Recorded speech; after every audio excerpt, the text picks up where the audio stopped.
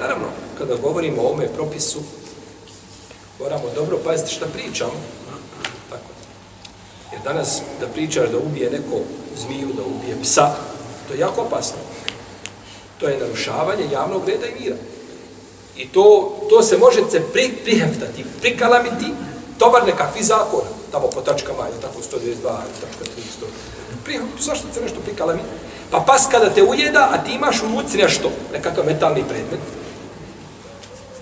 bolje ti je pustiti da on uradi ono što je naumio i da ti se onda hitna je svakako blizu, ili će, to ti je puno bezbolnije nego da ga dohvatiš sa metalnim predmetom. Jer kada dohvatiš, onda se dignu sve, tako, organizacije na noge za zaštitu čega? Životinski prava. Yes.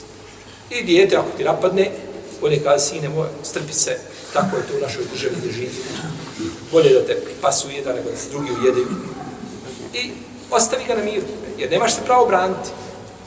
Na zapadu ima, kada ti uđe bilo šta od životinja, što ti ne voliš, uđe kroz prozor, ne znam, nekakav veliki leptir, nešto, ometate, moraš pozvati njih.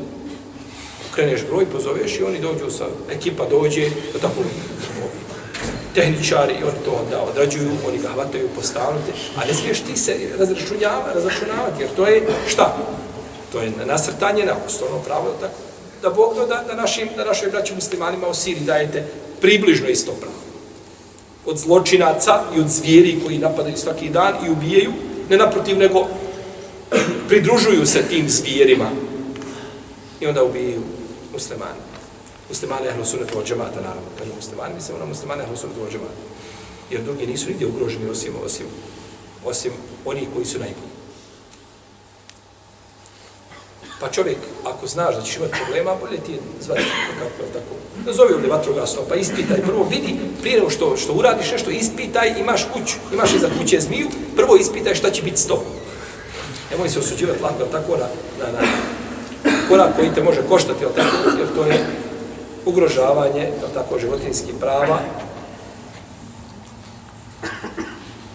Pa se čovjek toga treba čuti.